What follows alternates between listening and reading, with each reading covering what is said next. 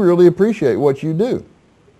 Well, thank you. It really depends on the topic and on the venue. There are times, as you know, where it is appropriate to flare up because sometimes that's the only thing that you can really do is to let people know that you are serious and that these are our unalienable rights that they're messing around with. How long have you been doing this, David? Oh, golly, I've been at it as just a citizen activist, probably for about 20 years. I've been an NRA Life member for, I think, that long. I first began writing professionally. Guns and Ammo actually bought my first article back around 11 years or so ago. I went and wrote for them for several years, not on a regular basis, a semi-regular basis. Then I went over to Handguns, and I've been with Guns magazine now for going on 6 years. Oh yeah, very good. Congratulations. But before we go too much further, though, I do want to point out that I think you came up with a questionnaire for politicians about gun rights, and I don't think anybody else has done this. Give us an idea what went on there and what a progress report. Okay, well, we've all heard politicians come out and say, I support the Second Amendment. And those are just words. What do they really mean? I can find quotes where Chuck Schumer says he supports the Second Amendment.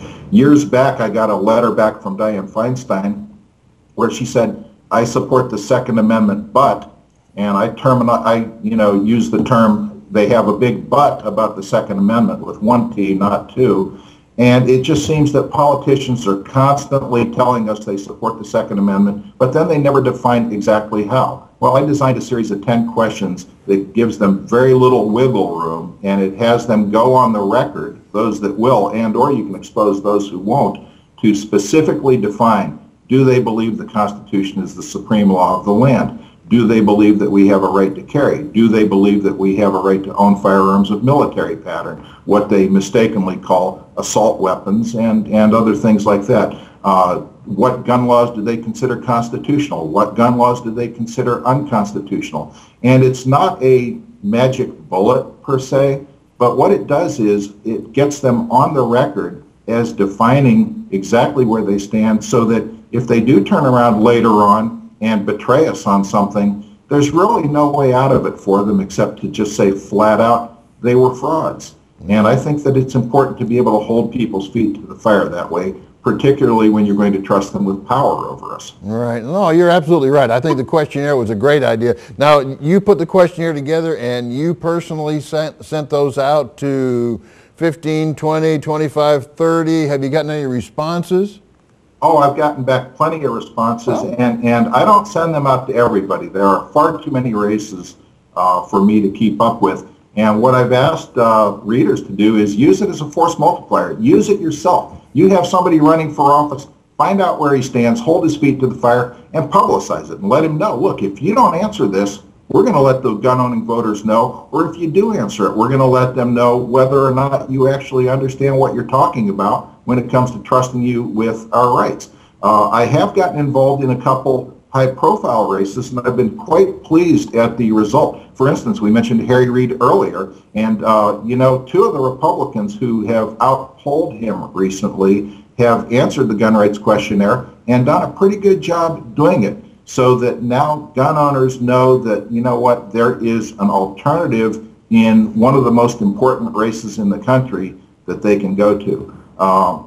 Right now, I'm also focusing on a race in Chicago for Barack Obama's old seat, and I've gotten back some good responses from some Republicans there, because the current Republican frontrunner may as well be a Democrat as far as gun owners are concerned, and by that doesn't mean that there aren't pro-gun Democrats out there, but what that means is in Illinois, a Democrat traditionally is going to be a gun grabber, and in this case in Illinois, the Republican frontrunner Mark Kirk authored a ban on semi-automatic weapons. He's no friend to gun owners, and it's about time we let the Republican Party know that we expect you to be different, and we're not going to reward you simply because this person has a D after their name and this person has an R after their name. you have to do better than that if you want our support. No, that's a very good point.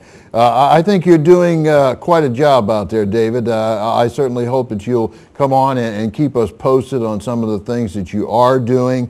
Just as a side note, though, and you probably know this, but some of the viewers may not, the largest, and we referred to it earlier, the Clark County Shooting Park, that is the largest shooting park in the world when it is fully completed, okay?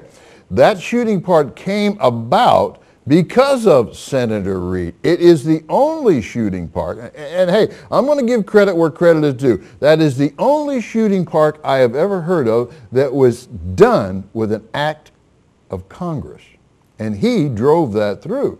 So, you know, with all the things there to be said, and I'm not a big Reed fan, but you know, credit where credit is due. Viewers, certainly at one point in time, he was very responsive to many of our needs. So I didn't know if you knew that or not, David.